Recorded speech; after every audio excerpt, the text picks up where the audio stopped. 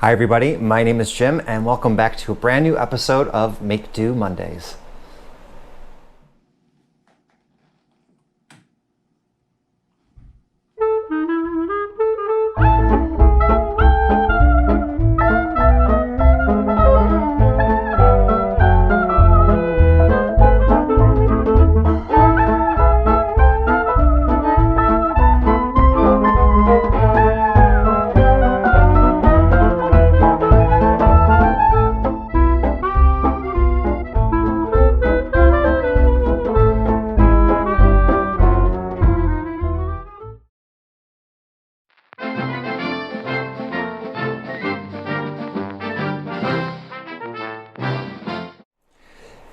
So if you guys remember, if you watched my video on Saturday, after I was done taking all the cuttings, I had said to you that there are other things that I also wanted to get on with cuttings to continue to propagate what I have here and to expand what I have.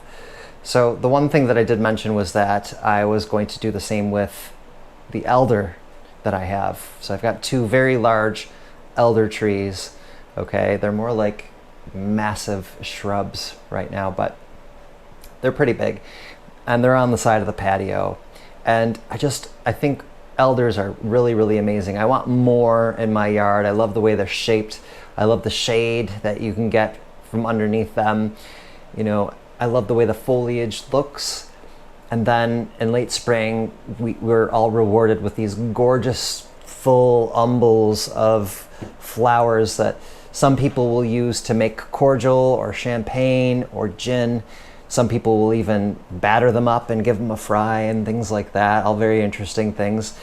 So not only do, we love them, the birds, the butterflies, our pollinator friends, they love them also. And then once they are pollinated, we are rewarded with these gorgeous berries. And that's what this episode is going to be all about. I'm going to be making an elderberry syrup, okay? It's not only getting food items ready in this kitchen, okay? Food items are obviously very important, and I do a lot of processing and I do a lot of storing, so I have, really nice food during my winters, but also it's all about the apothecary as well, filling up your medicine cabinet, okay? So if you're somebody who grows herbs and you're not sure what they can do, give them a read, give them a bit of, a bit of a research to see what medicinal properties those herbs may have, okay? Some people will grow lemon balm because they love the smell of it, or because they, use it to keep away mosquitoes. Lemon balm is one of those herbs that are, it's a very calming herb, okay? So when you make it into tea, it kind of calms you and things like that. It helps with upset stomach, etc. I want to get into all the herbs that I grow and that I harvest medicinally, but even sage is one of those things, okay? Elderberry is a powerhouse, okay? It is a powerhouse for its immune support, okay? And it really bolsters your immune system. And I've been taking elderberry for a long time. I mean, I work in an elementary school, okay? And those tend to be a little bit on the infectious sides, when it comes to, colds and flus and whatnot. So I like to take elderberry as a way to bolster my immune system. And I just love the fact that I can just go out into my backyard and harvest some lovely berries right off the tree and produce something that I can use throughout the winter to help keep my immune system, working at full throttle. Now, I harvested these a couple days ago, and what I did is I literally just cut off the stem that holds all of the berries, and I threw them in the freezer. Okay, so that's why they're in this bag. So I've got these large, frozen, gorgeous, whoops, I'll have to grab that, gorgeous bunches of elderberry, okay? if this is something that you're interested in doing, if you've got elder that's growing in the hedgerows near you or in a local park, or perhaps you just grow it in your yard, do some research on the health benefits of elderberry. It's a lot. The list is really, really, really, really long. Okay. So for this project, I'm going to be, I'm going to be processing the syrup. It's really, really easy to do. I have a couple things here, and I'm not going to be mentioning everything at the outset, but I have a mason jar here. I'm going to be actually processing these. Okay. I've got a jar of raw honey. I've got a tea towel.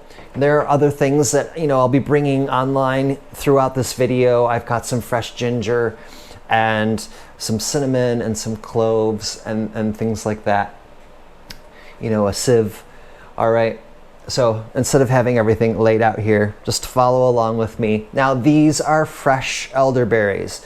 Can you do this with dry elderberries? Absolutely, okay? But it is a little bit different, okay?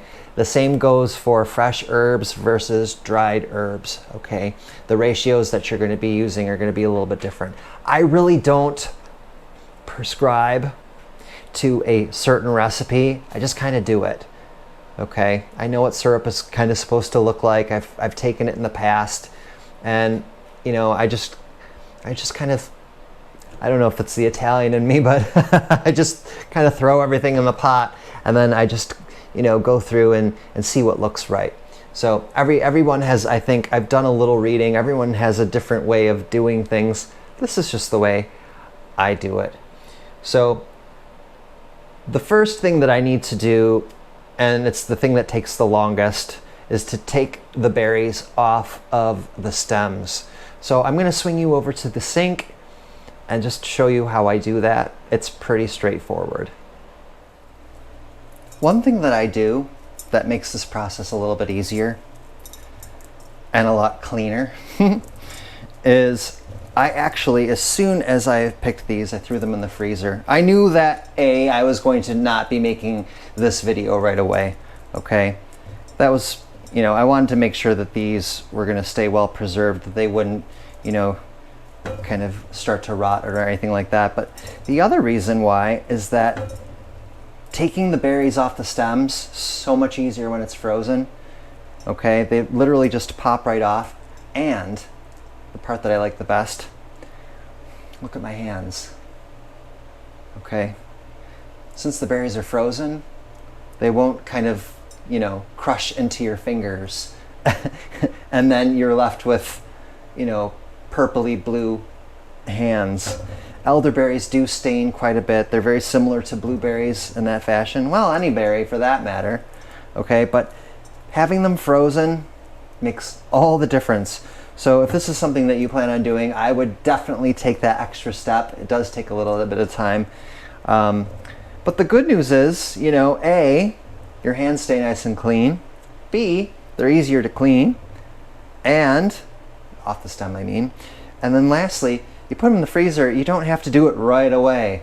Okay? You can save it for a rainy day. This is a good rainy day thing to do. Today's not rainy. It's partly cloudy, but let's see. It's 90 degrees out. So yeah, I'm not spending a lot of time in the garden as of late. It's been really bad. Although we did have a pretty huge thunderstorm. It did quite a bit of damage to my vegetable garden, so there is a lot of work that needs to be done. But it's just too hot right now. I feel like the older you get, the harder it is to breathe outside. I feel like the more I sweat too. I remember spending a lot of time in this type of heat when I was a kid, and I don't remember ever just like breaking a sweat walking through the backyard. Anyways, as you're peeling off these little berries, you might accidentally, throw a little stem in there. Totally fine. The elderberry, the whole plant, the whole plant is medicinal. And again, I'm not going to go through all of the, this, that, and the other thing about it. You can go ahead and Google it, and it talks about all the different parts, the bark, the leaves, the flowers, the berries. It talks about all parts of this plant. So I would take a look, do your research. But anyways, yeah, so if you get a little bit of stem in there, not a big deal, okay? I'm going to be straining the syrup through the tea towel, through a sieve, okay? So we don't have to worry about, any fine particulates getting in there. All right, I'm just going to keep on with this. It's going to take me a bit. I would love to know if any of you use elderberry medicinally. A lot of people will make elderberry pies and things like that. Never had one before, but I do love the taste of elderberry.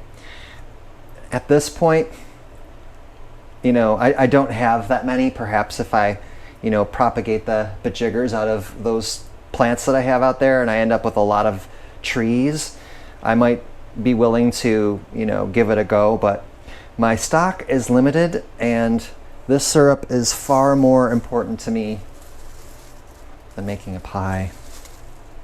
Although I do love pie. We're getting into apple pie season. We're getting to apple season, period, which I'm really excited about. I do love apple pie. I love baking pies. Maybe I'll do a pie video, not sure. All right, I'm gonna keep on with this, guys. I'll show you what it looks like when it's all done. All right. I've gotten the berries stripped from the stems now. I have a pretty sizely amount too, which I'm pleased about. I'm just kind of going through right now, and if I see any major huge pieces of stem in there, I'm just trying to take them out. Like I said, a little bit of stem, not a big deal. I just want to reiterate too that this is the way I do it. Okay? If you're watching this and you are a trained herbalist and things like that, you could possibly be on the edge of your seat saying, is this guy out of his mind, type of thing. I'm just showing you how I take care of this type of thing. Okay? Right or wrong, this is how I do it. I'm showing you how I do it. So I've gotten everything here into the colander. Just gonna rinse this. There we go. All right, and now I'm just gonna give these a rinse in some cold water. All right, this will also give me a chance to kind of turn things over if there's any big stems. I did rinse these before I froze them, but I'm just gonna give them a quick rinse again.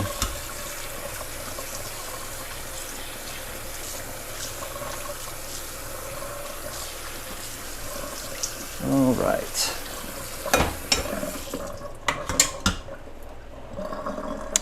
Now, just because, ooh, I missed that one, that's a big one. I would like to weigh how much I have here, just for reference. My hands are so wet. Okay. Let's do it this way.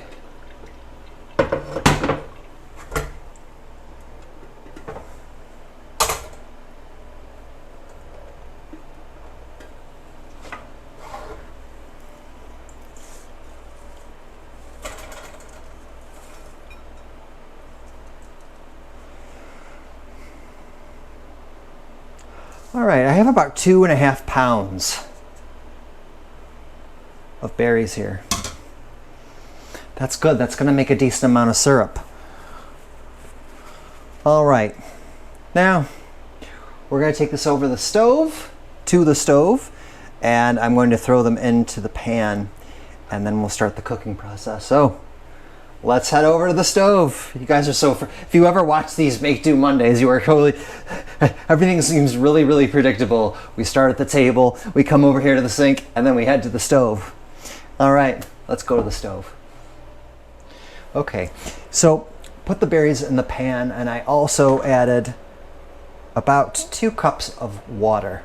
Okay, I don't really, I'm going by the pound, so I had 2 pounds of berries. I had 2.5 pounds of berries, so I added the same amount of water to it. Okay, that's just going to help break things down and everything.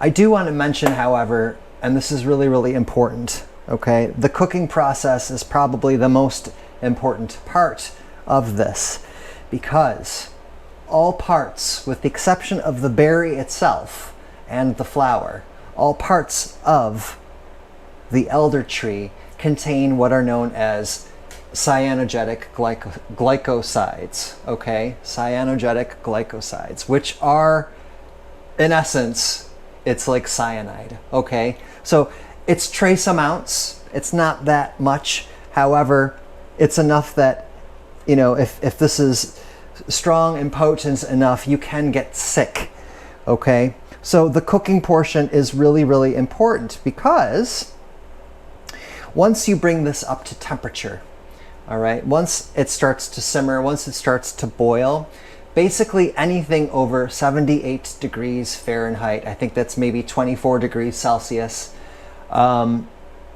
those chemicals, okay, that are harmful, and you can find them in a lot of things like apple seeds too, okay, the trace amounts, but once you bring this up to a decent rumble, all of those are killed, okay? Everything evaporates, dissipates, goes away, and then this becomes perfectly safe, okay?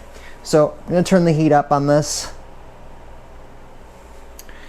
All right, and you would treat this as though you were making, I don't know, like a blueberry pie filling or something like that. There's no sugar in this, not yet at least, but what we want to do is we want to break this down as much as possible. So I'm gonna let this get to temperature, okay? I wanna see some bubbling action going on here. I'm still picking out some big stems here. I wanna see some bubbling action on this, and then all you really need to do is start to stir, okay? Once you start stirring it, the berries will, because of the structure that's being changed by the heat, will release all of their juice, etc., okay? And then, you know, they'll start to cook a little bit. So I'm gonna bring this up to temperature, and then I'm gonna let this simmer for maybe a couple of minutes, and I'm gonna show you what it looks like once the simmering, we have reached the simmer point. Does this smell good? Okay, so this has been slowly simmering, okay?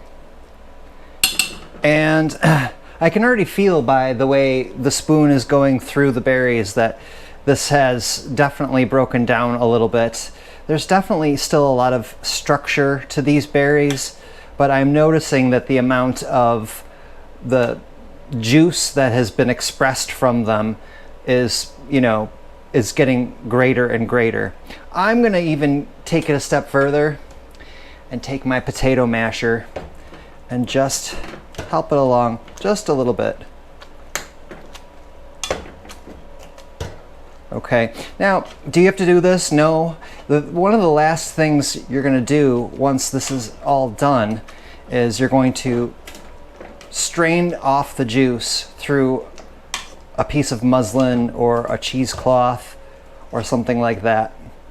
And much like when I was making the soap, okay, when I was doing the soap with the towel, you're gonna be squeezing a lot of the juice from the berries in that step as well. So let me get the gas running a little bit higher again. So, you know, you're going to be able to get all of that gorgeous juice out of these little berries here. It really does smell amazing. I feel like I want to make a pie. Oh, maybe someday. Maybe someday when I get all the trees that I want growing and I get a bumper crop of these, maybe I'll give pie a try. All right, I'm gonna let this rumble just a little bit longer, and then I'm gonna show you what I'm gonna do next. Okay, so as you can see, I hope you can see, it's really rumbling away. So I'm pretty sure that this is above 78 degrees Fahrenheit. I think we're good to go and say that this is going to be pretty safe.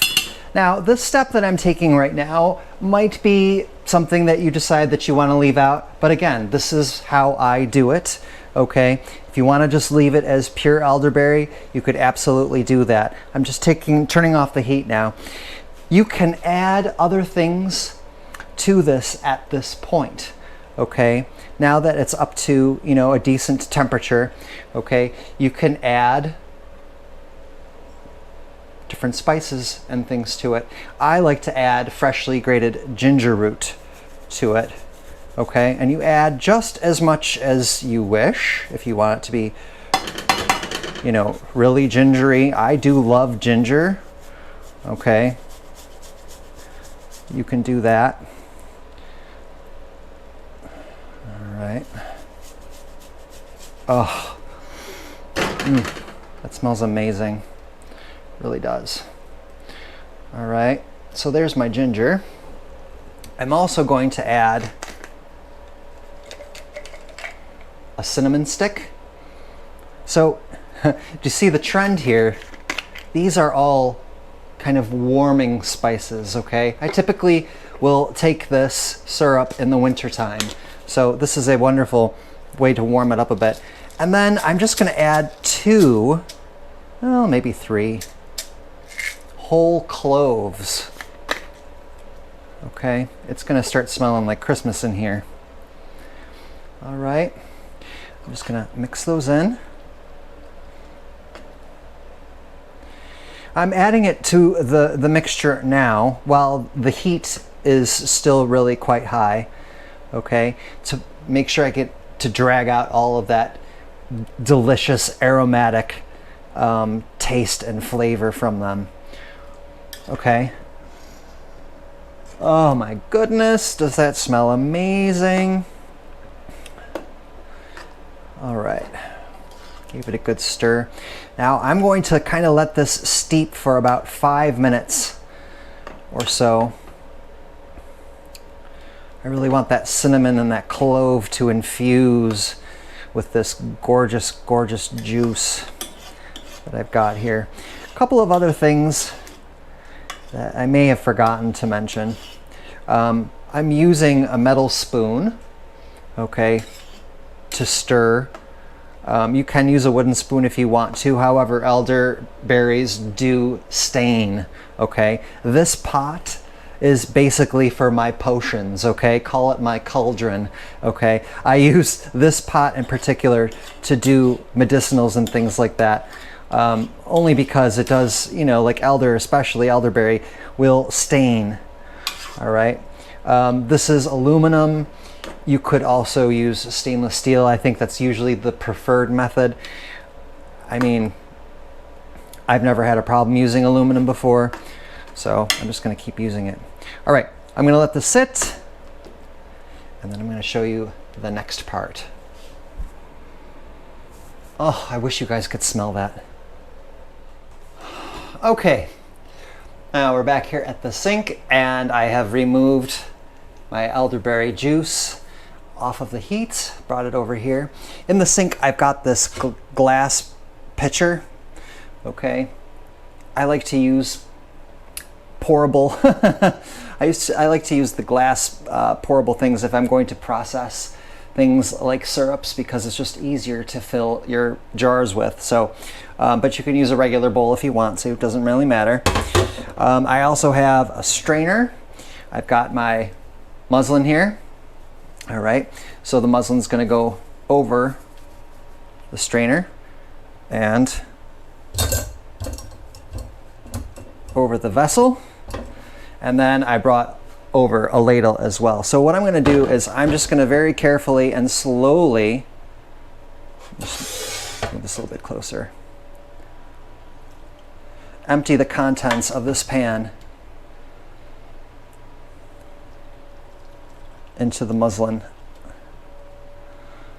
Okay, and I'm looking in here and I can see a lot of seeds in there already. So We want to prevent those seeds from going in.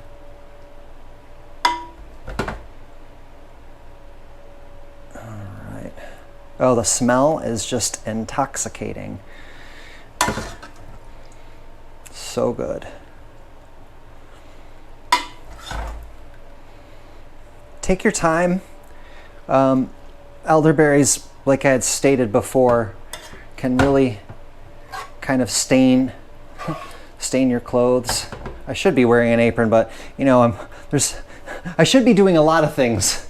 For example, wearing gloves when I was tearing off the little barbed thorns. Here's the cinnamon stick. I'm going to save that.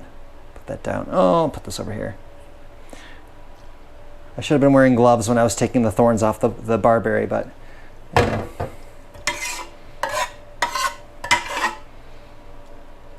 Okay. I'm going to pour the rest of this in slowly.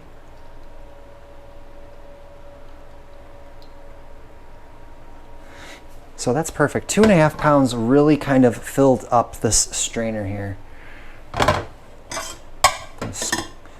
Scrape the rest of these out.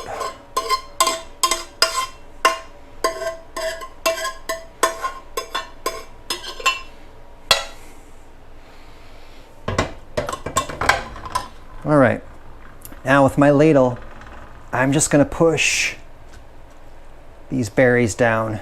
Okay, squeeze them onto the muslin. Squeeze them, get all that precious juice out. Okay, this does leave a great deal amount of pulp, I have to say.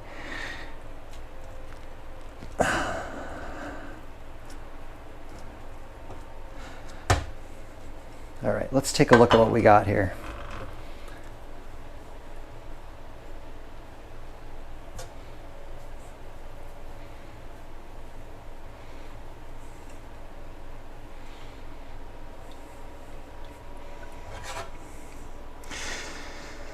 Okay, so what do we got here?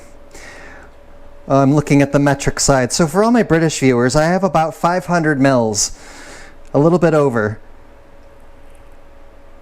maybe 600 mils of juice here.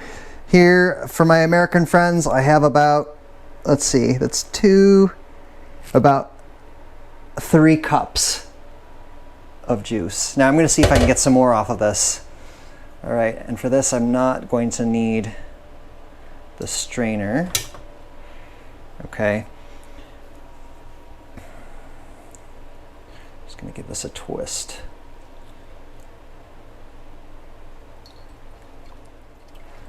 So I'm just going to twist and squeeze every little last piece of lovely juice out of this. Probably get my head out of the way. Sorry, guys.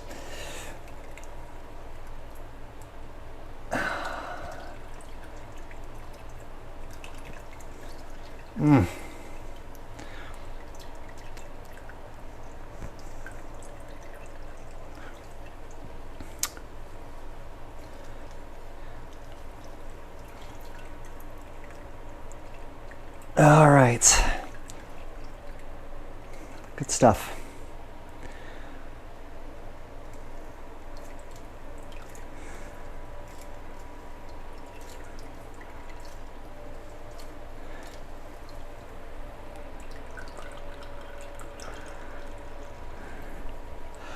Whew.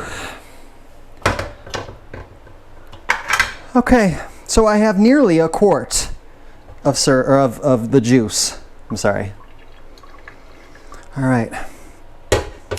Now we have to wait again. All right. The last step before we put this into jars and process it is I have to add the sweetener. But I don't want to put, this is really, really hot liquid right now. And I'm going to be using honey for it. Okay. I'm just going to let this sit for a little bit longer just to cool it down a bit. And then I'm just going to show you how I add, the sweetener to this. So let's give this a minute to think. So the last part of it's really, really easy. It's adding your sweetener. Now, I use pure raw honey. Okay, this is locally sourced. Can you use regular honey? Absolutely. Can you use sugar? Absolutely. I think that if you are a vegan, obviously honey is not an option for you. I prefer honey only because, I mean, again, this is a tonic of sorts, and so I mean, I don't need to go into all the health benefits of honey that that comes with it. So I kind of like mine a little bit on the sweet side, so I don't really measure it out. So I'm just going to pour it in.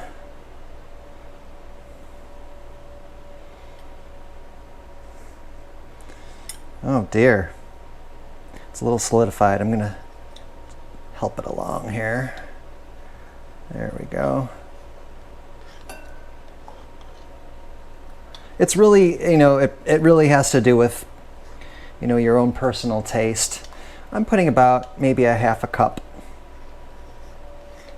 in here. All right.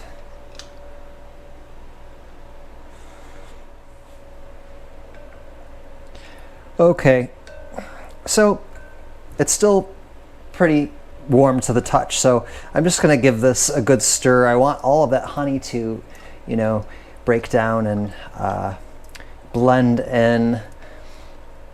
And the nice thing about honey is that it also acts as an emulsifier. So this is actually going to help the syrup to thicken up as it cools, okay? It's not terribly thick right now. It's pretty thick.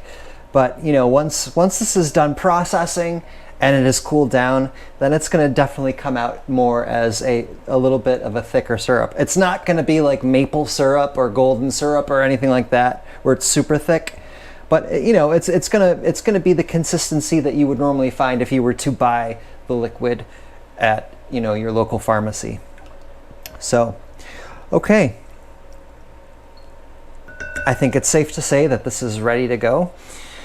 So I have 2 pints jars sterilized and ready to go. I've got my funnel here, and this is one of the reasons why I love this particular bowl.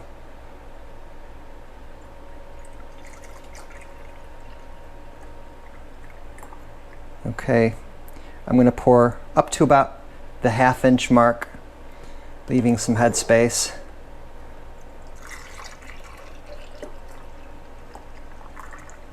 Oh, I couldn't have planned that out better if I tried. Right. So, I have 2 pints of elderberry syrup.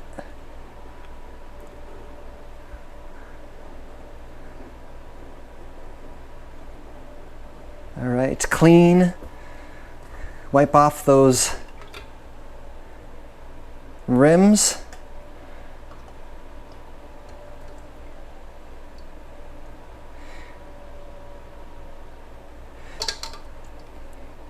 All right, and now I'm going to put the bands on. Finger tight.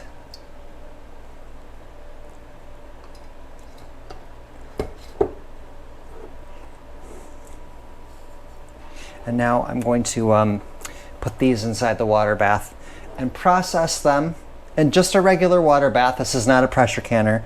Process them for 10 minutes.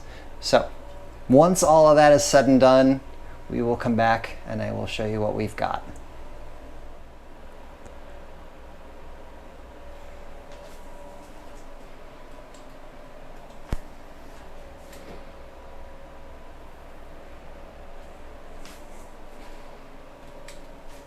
Hot jars, hot jars. Oh. So, do you have to process your elderberry syrup? No, you don't, okay? You could easily skip this process. You can put them into jars and keep them in your refrigerator. However, I'm all about shelf life, okay? Especially dry shelf life. I don't like to fill my refrigerator up to the gills, okay? I have a tendency, and I'm sure some of you do too, watching out there, sometimes you kind of forget about things that are back there and they get kind of shoved to the back.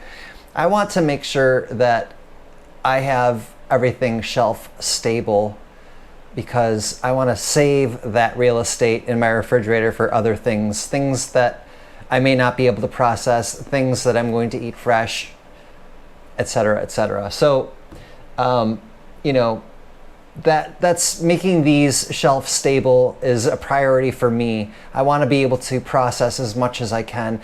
And when you process elder syrup like this, you can this actually becomes shelf stable for over a year. Now, I'm not going to have them for that long, but I just want to make sure, you know, that I have the necessary real estate and that I have a place to put these because space is limited here, folks. So I've got 2 pints of elder syrup, which is great, elderberry syrup. Now, I still have, I think, another harvest to go on those 2 trees that I have out there. There were a lot of berries that hadn't ripened yet, okay? They haven't turned to that deep, deep black color yet. So this is great. I can put these aside, and when more of the berries become ripe and ready to pick, I will go ahead and do that, and I will make more so I can do these in small batches. I almost prefer to do things in smaller batches than larger batches. It's just easier, it takes less time. The birds and the other creatures of the wild have enjoyed a very, very large amount of them, and I do have other plants around the yard that do produce berries in which I don't even eat. So I do leave some for nature, but I pick as many as I can for myself. This is medicine. This is good stuff. If you were to go to the store and purchase, a pint of elderberry syrup, you're going to be paying out the nose. So I'm happy that it was pretty much free. I had everything here ready to go. And again, don't forget about your medicine cabinet when it comes to your gardens, okay? There's a lot you can do, and do it now. Prepare for, the declining months. It is about food, yes, but think about, other types of home remedies and things that you could also put aside and save for when the weather gets nasty and you're not feeling 100%. So I hope you found this tutorial interesting.